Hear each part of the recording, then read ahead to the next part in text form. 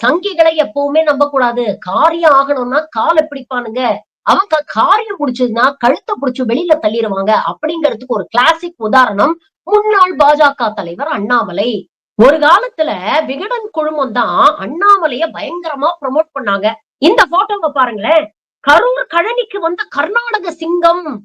IPS வேலை வேண்டாம். தற்சார்பு வாழ்க்கையே போதும். அப்படிங்கிற அளவுக்கு அண்ணாமலையை அரசியலுக்கு வந்த ஒரு புது விடிவெள்ளி அப்படிங்கிற ரேஞ்சுக்கு ப்ரமோட் பண்ணாங்க.